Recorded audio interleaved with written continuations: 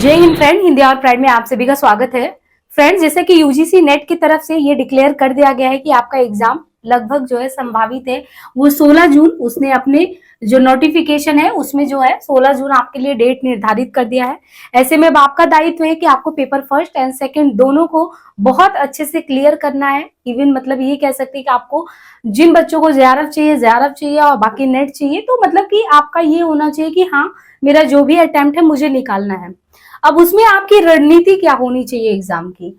आज तक आपने जो यूजी किया होगा, पीजी किया होगा, अपने सब्जेक्ट स्पेसिफिक किया होगा, उस पे आपकी कमांड भी अच्छी होगी। ऐसा हम जो है मतलब कि ऐसा खुद का अनुभव है कि हाँ, जब हम बहुत अच्छे से अपना यूजी पीजी करते हैं तो काफी अच्छे से तैयार हो जाता है। बट सबसे ज्यादा प्रॉब्लम जो स्टूडेंट को करता है वो दिक्कत करता है आपका पेपर फर्स्ट, है ना। पेपर फर्स्ट जो है वो स्टूडेंट को प्रॉब्लम में डाल देता है, क्योंकि पेपर फर्स्ट जो कि आपका टीचिंग एंड रिसर्च एप्टीट्यूड का है, अब 50 क्वेश्चन कंफर्म है कि आने यहां से भी है, और 50 में से आपके मान के चलिए कि 20 तो सही होने ही चाहिए, है ना। अगर हम 40-60 का रेशियो बताएं तो एटलीस्ट आपका जो है 20 क्वेश्चन यहां से भी सही होना चाहिए।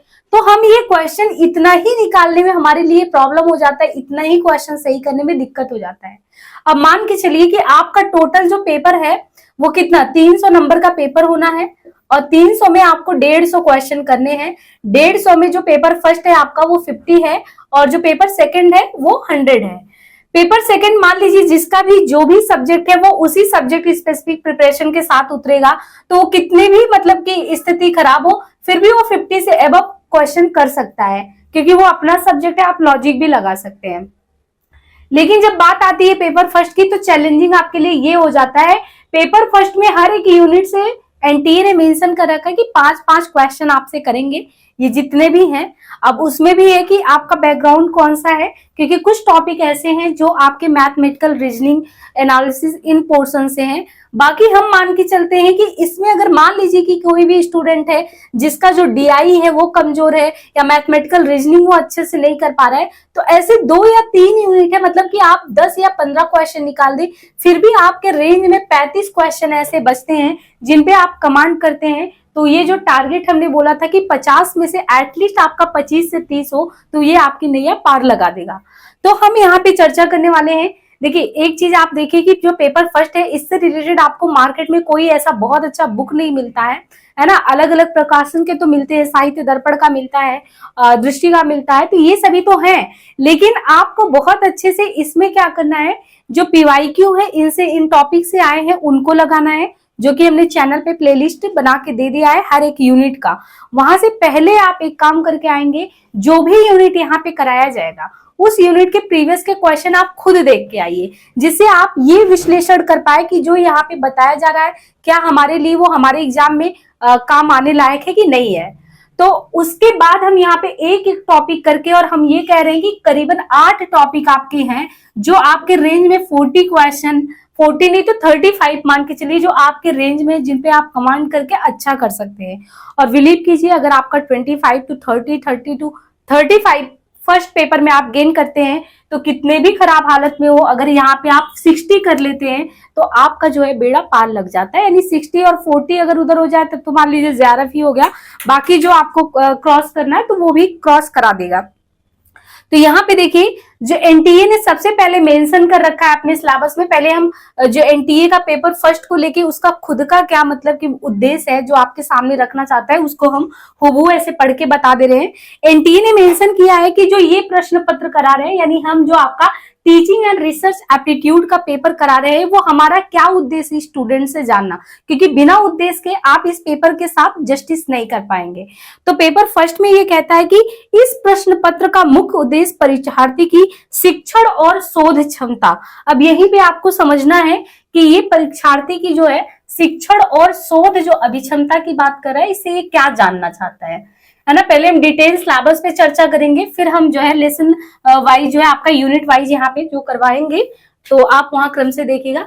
देखिए, सबसे पहले इसने कहा कि हमें ये पेपर फर्स्ट से एक चीज जानना है। एक चीज तो आपको भी पता है कि आप नेट क्लियर करके या जेआरएफ जो है पाके डॉक्टर की उपाधि लगा के इन रिसर्च फील्ड में जाना चाहते हैं, हायर एजुकेशन में बच्चों को टीच करना चाहते हैं, तो क्या आप कि जो अभिवृत्ति मीन्स होता है ना कि हमारे प्रेजेंटेशन का एक तरीका, हमारा सोच क्या है। जैसे हम यहाँ पे अपने आप को प्रेजेंट कर रहे हैं, कुछ आपको यहाँ पे जो हमें पता है उसको डिलीवर करने की कोशिश कर रहे हैं, तो वो चीजें क्या आपके अंदर ऐसा एप्टीट्यूड है कि आप जो है खुद पढ़ लो। अब ऐसा तो ना हो कि आप पढ़ पढ़ के खुद निकाल लो, लेकिन जब आपको किसी को बताना हो उस चीज को आप विश्लेषित ही ना कर पाओ। तो वो एनटीए जानना चाहता है आपका जो टीचिंग का, और टीचिंग कैसे आप करते हो, टीचिंग का आपका जो एप्टीट्यूड है ना, टीचिंग का एप्टीट्यूड क्या है। फिर आप जब रिसर्च के क्षेत्र में जाओगे, गवर्नमेंट आपको जेआरएफ के थ्रू इतना अच्छा खासा अमाउंट देगी, तो क्या आप रिसर्च के लिए कोई भी टॉपिक दिया जाएगा तो क्या आपके अंदर वो एबिलिटी, वो योग्यता विद्यमान है जिससे गवर्नमेंट आप पे पैसा खर्च करे और रिसर्च में आप कुछ नया क्रिएट कर पाए, कुछ नया शोध कर पाए। तो पहला चीज सीधे सीधे एनटीए के जब पहले आप उसका जो डिस्क्राइब जो उसने अपना सिलेबस के ऊपर ही दिया हुआ है कि इस प्रश्न पत्र का मुख्य उद्देश्य क्या है कि परीक्षार्थी की हमें शिक्षण और शोध क्षमता का मूल्यांकन करना है। अतः इस परीक्षा का उद्देश्य शिक्षण और शोध अभिवृत्ति का मूल्यांकन करना है। उनसे अपेक्षा की जाती है कि परीक्षार्थी जो है उसके अंदर कौन सी कॉग्निटिव जो डेवलपमेंट हम पढ़ते हैं, तो एक एबिलिटी होती है समझने बूझने की, तो जो संज्ञानात्मक क्षमता है क्या उस बच्चे के अंदर वो चीज विद्यमान है कि नहीं। साथ ही हम ये भी चाहते हैं कि संज्ञानात्मक क्षमता में उसको विस्तृत बोध, विश्लेषण, मूल्यांकन, तर्क संरचना की समझ होनी चाहिए। साथ ही सूचना के स्रोतों की सामान्य जानकारी हो और पर्यावरण, प्राकृतिक संसाधन, साथ ही हायर एजुकेशन में जो भी चीजें हो रही हैं उनके बारे में, उनकी गुणवत्ता से संबंधित उसे नॉलेज होना चाहिए। मतलब इसको तो मैंने इसलिए कह दिया क्योंकि जब हम कुछ भी पढ़ते हैं, अगर उसका हमें सबसे ज्यादा क्लियर उसका उद्देश्य होता है तो उसके साथ हम जस्टिस कर पाते हैं। अब आपको यहाँ पे देखिए इसका डिटेल सिलेबस हमने यहाँ पे, ये है पूरा आपका सिलेबस कितने पॉइंट में विभाजित है, कुल 10 पॉइंट में आपका सिलेबस विभाजित है। हर एक क्वेश्चन से एनटीए ने मेंशन किया कि हम 5 क्वेश्चन हर एक जो है आपके जितने भी यूनिट है उनसे हर एक यूनिट से 5 क्वेश्चन करेंगे। 10 यूनिट में ये विभक्त है। अब देखिए ये 5 यूनिट है, हर एक जो 5 यूनिट है ये 10 यूनिटों में विभक्त है, तो 5-5 करेंगे तो टोटल आपका कितना 10 गुणे 5 यानी 50 जो है क्वेश्चन यहाँ से हो जाएंगे। और ये जो 50 क्वेश्चन है गुणे 2 कर दीजिए तो ये 100 नंबर का है। यानी पेपर फर्स्ट आपका कितने नंबर का है, टोटल पेपर फर्स्ट आपका 100 नंबर का है। और 100 में हमने कहा कि आपको किसी भी हाल में 50 से ऊपर लाना ही लाना है। इस तरीके से अपना टारगेट रखिए, तब जो आप चाहते हैं अल्टीमेट आपका जो जेआरएफ का है या जो नेट का चाहते हैं तो फिर उस ग्राफ को आप टच कर पाएंगे। उसके लिए आपको सबसे पहले ये समझना होगा कि आपके पेपर का नाम है शिक्षण और शोध अभिवृत्ति, टीचिंग एंड रिसर्च एप्टीट्यूड। मूल मंतव्य है कि टीचिंग आपका टीचिंग जो भी आप पढ़ाना चाहते हैं उसका, और प्लस आपका रिसर्च ओरिएंटेड यानी आप जो शिक्षा के क्षेत्र में खोजबीन करना चाहते हैं उसके प्रति आपकी अभिवृत्ति, आपकी सोच क्या है। अब देखिए इसमें जो है पहला आपका जो पाठ्यक्रम में यूनिट पहला है उसका नाम ही है टीचिंग एप्टीट्यूड, है ना, टीचिंग एप्टीट्यूड। तो पहले वाले में आपको, पहले में तो हम यही डिस्क्राइब करेंगे। अभी एक काम करते हैं, पहले पूरा सिलेबस डिस्क्राइब कर देते हैं, फिर जो हम यूनिट शुरू करेंगे उस यूनिट को पहले डिस्क्राइब कर देंगे, उनके जो सिलेबस है उसको कर देंगे, फिर एक एक पॉइंट जो आपके सिलेबस में मेंशन है उसी को लेके हम यहाँ पे पढ़ाएंगे। और आप उसके पीवाईक्यू हमने करवा दिए हैं, यूनिट वाइज पीवाईक्यू प्लेलिस्ट में अपडेट है, वहां से पीवाईक्यू देखेंगे। ये आपकी रणनीति होनी चाहिए। आपको 30 दिन के अंदर अपना पेपर फर्स्ट खत्म करना है, फिर सेकंड जो है उसको रिवाइज करना है। आप पकड़िए चाहे 8 ही यूनिट, लेकिन 8 यूनिट को इस तरीके से करिए कि हाँ वहां से क्वेश्चन आए तो हमारा जो है वहां से जाना नहीं चाहिए। अब देखिए यहाँ पे हमने कहा कि ये जो आपका टीचिंग एप्टीट्यूड है, सबसे पहले तो ये आपको चेक कर लेंगे कि क्या सच में आपको पढ़ाने की योग्यता आपके अंदर है कि नहीं। आप नेशनल एलिजिबिलिटी टेस्ट क्वालिफाई करो या आप सेंट्रल एलिजिबिलिटी टेस्ट क्वालिफाई करो, सबसे पहले आप ये बताओ, आपका क्वेश्चन यहाँ से बनेगा कि आपका टीचिंग यानी जो पढ़ाने का, टीच करने का एक्सपीरियंस है वो क्या आप बच्चों को सच में समझा सकते हैं, पढ़ा सकते हैं। उसी से रिलेटेड आपके यहाँ पे बहुत सारे जो है सब टॉपिक में डिवाइड करके यूनिट फर्स्ट में दिया है, जिसपे हम डिटेल चर्चा नेक्स्ट पार्ट में करेंगे। तो पहला सिलेबस का पार्ट हो गया, इसको कहीं भी आप पहला जो ये आपका सिलेबस है पेपर फर्स्ट का उसको नोट डाउन कर लीजिए। अब यहाँ पे देखिए इसके बाद है अनुसंधान योग्यता। तो अनुसंधान योग्यता हमने वही कहा कि कोई भी स्टूडेंट हायर एजुकेशन में जाना चाहता है, नेट जेआरएफ ये करके पीएचडी करके, तो रिसर्च ओरिएंटेड काम करना चाहता है, हायर एजुकेशन में रिसर्च करना चाहता है, या अलग अलग जो भी फील्ड हो उसमें वो रिसर्च करना चाहता है। तो आपसे इसमें रिसर्च से संबंधित क्वेश्चन पूछा जाएगा कि रिसर्च कैसे होना चाहिए, है ना। तो रिसर्च से जितनी भी चीजें, मतलब आप समझिए जो पीएचडी आगे आप करेंगे उनसे जो भी चीजें की थीसिस कैसे होनी चाहिए, किस तरीके से डिटेल्ड हो, आप किस तरीके से बनाना चाहेंगे, वो सारे पॉइंट आपको रिसर्च ओरिएंटेड सेकंड आपको ये जो है सेकंड यूनिट में पूछा जाएगा। तो टीचिंग एप्टीट्यूड यानी शिक्षण योग्यता, अनुसंधान योग्यता, रिसर्च एप्टीट्यूड। अब तीसरा है कॉम्प्रिहेंशन। कॉम्प्रिहेंशन तो आपने बचपन से ही देखा होगा कि कभी भी आपको एक जो है गद्यांश पद्यांश दे दिया जाता है और उसमें फिर आपसे निष्कर्ष पूछा जाता है या आपका उत्तर उसी में निहित होता है, आपको पढ़ के ये आपके एक तरीके से ना समझ को चेक करता है। तो वो जो समझ को चेक करने वाला होता है ये है कॉम्प्रिहेंशन। तो कॉम्प्रिहेंशन के लिए तो बस कुछ कॉम्प्रिहेंशन का हम आपको उस पर एग्जाम्पल दिखा देंगे कि इस तरीके से पूछता है, उसमें बिल्कुल आपको टेंशन लेने की जरूरत नहीं है। तो थर्ड वाला जो आपका यूनिट है ये बिल्कुल ईजी है, बस आपको थोड़ी सी प्रैक्टिस करने की जरूरत है। ये इंपॉर्टेंट बहुत है, आईसीटी से बहुत ज्यादा जो है, ये आईसीटी नहीं है, आईसीटी नीचे है, ये है कम्युनिकेशन, है ना। तो कम्युनिकेशन के क्या तरीके होने चाहिए, कैसे कैसे बातचीत, क्योंकि देखिए जब हम आपको कोई भी चीज लेक्चर डिलीवर कर रहे हैं तो हमारा आपसे बात करने का जो तरीका होना चाहिए, हमारा प्रेजेंटेशन का तरीका होना चाहिए, ये बहुत इफेक्टिव होना चाहिए। अगर ये प्रभावशाली नहीं है, यदि हम इस तरीके से लाउड नॉइस में नहीं बोल के अपनी बातों को आप तक पहुंचा पा रहे हैं, तो फिर वो समझिए कि जब इफेक्टिव कम्युनिकेशन नहीं हो तो फिर टीचिंग अच्छी नहीं होगी। इसी से कोरिलेट करेंगे इस टॉपिक को, तो इसलिए आपको कम्युनिकेशन के बारे में भी दिया है, पूरा आपका यूनिट 4 कम्युनिकेशन बेस्ड है। इसके बाद यहां से हमने कहा कि ये जो कुछ है आपका, मान के चलिए 15 नंबर का, तो इसमें 15 नंबर का जो गणितीय तर्क और योग्यता, मैथमेटिकल लॉजिकल, और यहाँ पे लॉजिकल रीजनिंग जो है, और डेटा इंटरप्रिटेशन से बहुत डीआई से क्वेश्चन आता है। तो डीआई कभी कभी तो इतना हेक्टिक हो जाता है, डीआई आप कितना भी प्रैक्टिस करके जाओ बट वहां पे एक तो टाइम नहीं रहता, क्योंकि देखिए बहुत ही लिमिटेड समय में आपको 150 क्वेश्चन है, 300 मिनट आपको दिए, 180 मतलब वही 180 मिनट आपको प्रोवाइड किए गए हैं, उसमें आपको 150 क्वेश्चन को, और क्वेश्चन इतने छोटे नहीं रहते हैं, डिटेल रहते हैं।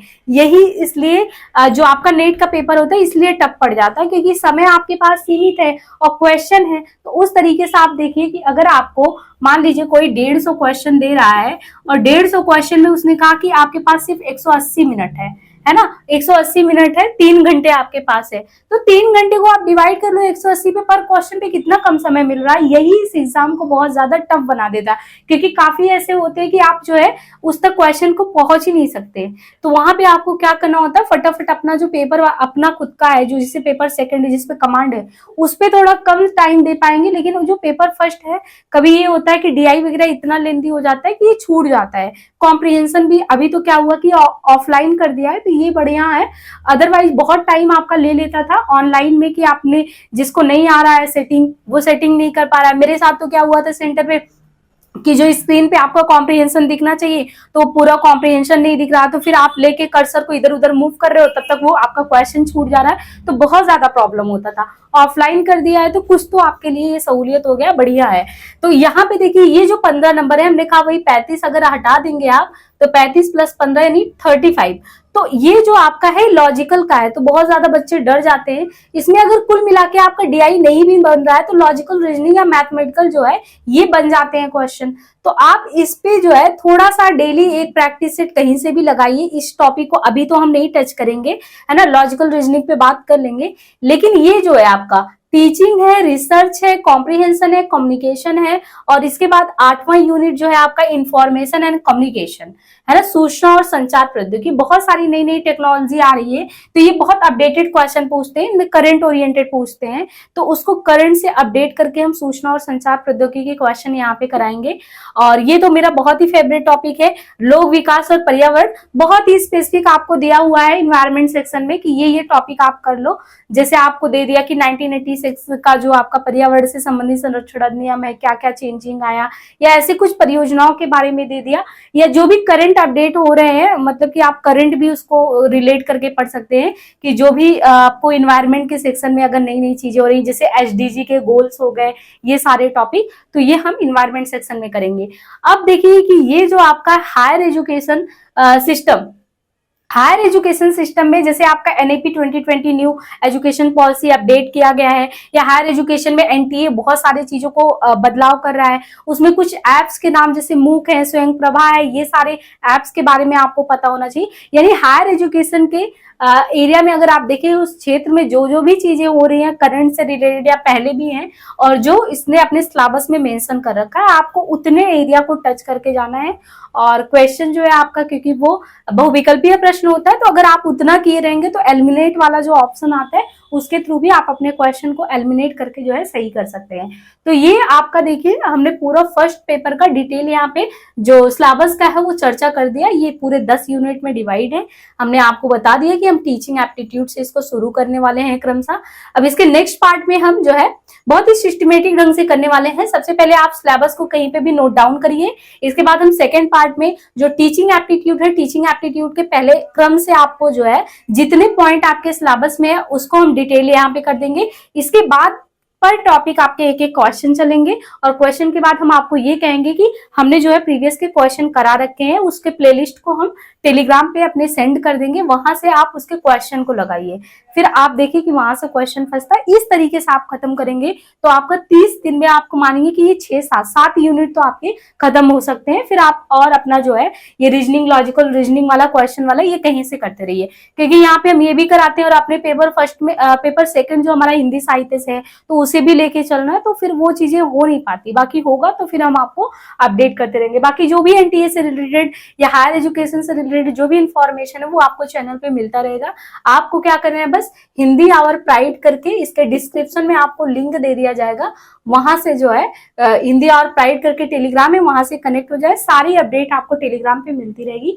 उम्मीद है हमें कि ये बहुत अच्छे से आपको सिलेबस क्लियर होगा। बाकी जो भी आपके डाउट है उसको कमेंट बॉक्स में पिन करिएगा।